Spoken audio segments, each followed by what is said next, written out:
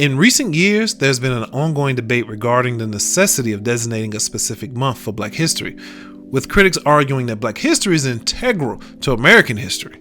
Some have even contended that it has devolved into a month marked by scholarly speeches and panel discussions, as well as businesses leveraging it for marketing and promotional purposes.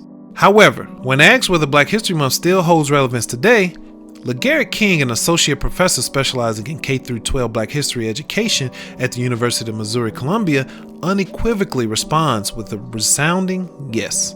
King's research revolves around K-12 Black history education, and he believes that the criticism often voiced by conservative historians overlooks the fact that many Americans are not exposed to the nation's genuine history concerning slavery and the trajectory of the Black experience in America.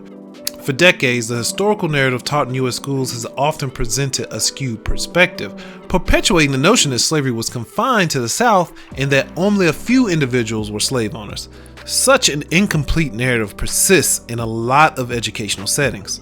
King highlights a glaring example from his research, citing a textbook recently employed in Texas schools that describes the transatlantic slave trade as the immigration of millions of workers from Africa to the southern United States to work on agricultural plantations. This dissertation of historical facts underscores the importance of teaching a more comprehensive account of Black history.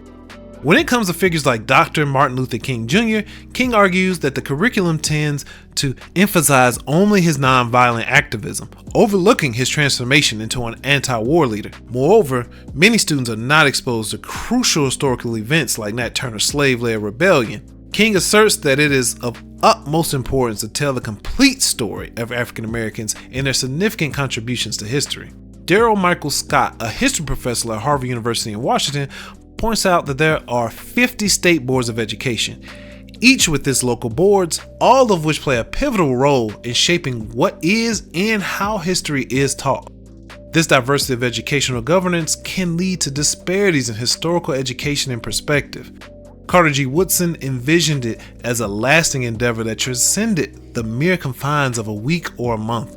Woodson aimed to ensure that Black Americans' historic contributions were not confined to a specific time frame, but were celebrated and incorporated throughout the school year. Despite the progress made in achieving some consistency in narratives across the states, significant disparities still exist in the context of textbooks. An article by Dana Goldstein in the New York Times highlights disparities between history textbooks used in middle and in high schools in California and Texas.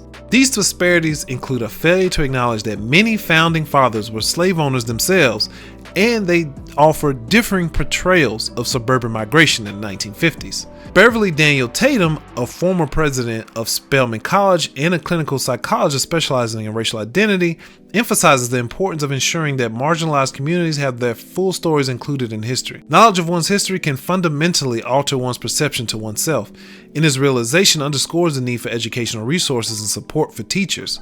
While some states have implemented mandates and oversight committees for teaching Black history, the effectiveness of such initiatives varies. New Jersey's Amistad Commission, for instance, offers comprehensive guidelines and resources for teaching Black history and serves as a model for others. However, in many cases, political factors can impede substantial and meaningful change. While some may argue that Black History Month has outlived its purpose, the current socio-political climate, marked by the rise of neo-Nazism, underscores its continued relevance. In an era when understanding and appreciating diverse perspectives are more critical than ever, Black History Month remains an essential tool for education, dialogue, and promoting equality. Until African American history is fully and comprehensively embedded into the American curriculum, this community will be elusive. Therefore, I contend that Black History Month is essential. If we cannot celebrate the contributions of people of African descent 365 days a year, the setting aside of 1 month, ironically, the shortest month, is not only necessary, it is critical for the salvation of not only African Americans, but humanity as a whole.